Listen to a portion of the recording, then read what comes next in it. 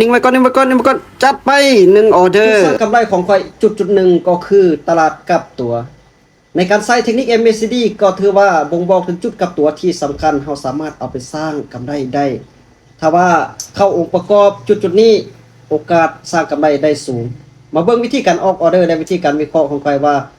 มีอัตราชนะสูงแนวใดและออกออเดอร์แนวใดจึงชนะได้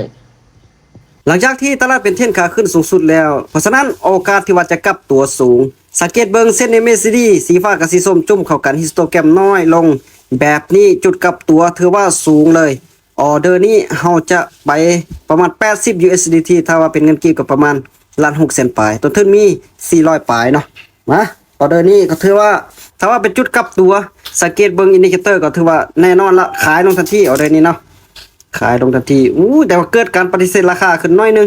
ก็บ่เป็นหยังเอาตามจุดกลับตัวของตลาดก่อนโอกาสที่จะลงมาปิดไปไซสูงนั่นลงมาแล้วเนาะออเดอร์นี้ลงมาแล้วต่ำแนวรับตอนในรับระยะสั้นน้อยนึงพอดีเนาะก็เสี่ยงที่ว่ามันจะกลับตัวแต่ว่าบ่เป็นหยัง MACD ก็เริ่มตัดลงแล้ว KST ก็เริ่มจะโน้มตัวลงเนาะเริ่มจะโน้มตัวลงเพราะฉะนั้นออเดอร์นี้ถ้าว่า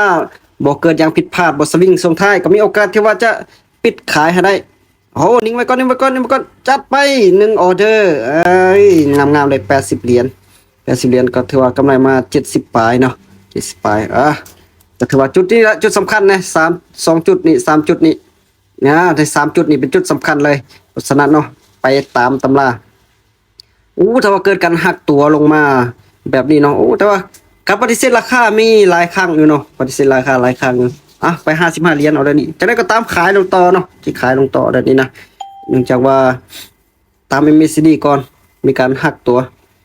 ตัดลงมาแล้วเนาะKST ก็ถือว่าตัดลงมาแต่ว่ามันต่ำปลายไส้ทางข้างๆนี่เนาะไปไส้ทางข้างๆนี่โอกาสที่จะลงมาในภาพก็มีอยู่มาลงมาแล้วเกิดกันปฏิเสธราคาเสียงที่จะพักตัวนิดนึงเนาะมันปิดเต็มเนาะลงมาลงสวิงแล้วตลาดนั้นสวิงแล้วพักแล้วเนาะพักลงได้บ่ลงสำเนาะก็บ่เป็นหยังบ่ลงเอาเลยนี่เนาะพักตัวก่อนในใจว่าเกิดการปฏิเสธราคาขึ้นเนาะมาก็ไปจาก1ออเดอร์เนาะออเดอร์นี้เพิ่มไปที่70 เหรียญแนวโน้มก็ยังลงอยู่สังเกต MACD แล้วยังลงอยู่เพราะฉะนั้นออเดอร์นี้โอกาสที่ว่าจะตามขายสูงอยู่เลยขายต่อตามขายโอกาสที่ว่ามันจะกลับมาเป็นแนวโน้มขาลงนี่ก็มีอยู่แต่ว่ายังนิ่งอยู่เนาะยังนิ่งไปที่70 เหรียญเอาเลยเนี่ยลงมาแล้วเก็บไปใส่ทะลุลงมาได้นะยาวทะลุลงมาได้หาแนวฮับมา MACD ก็ถือว่างามเลย MACD งามเลยลงมาก็ถือว่าแนวโน้มขาลงมาเนาะแนวโน้มขาลงมาผลักดันลงฉะนั้นออเดอร์นี้แน่นอนแล้วล่ะนิ่งไว้โอเคจัดไปงามเลยเนาะงามเลย100ปลาย70ปลายกับประมาณกำไรมา60ปลายเนาะตอนนี้ก็ถือว่ากำไรมา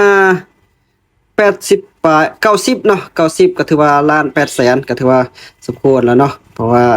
ไป3ออเดอร์นี้วิน2,000การลงทุนมีความเสี่ยงต้องศึกษาให้ดีก่อนลงทุนนะ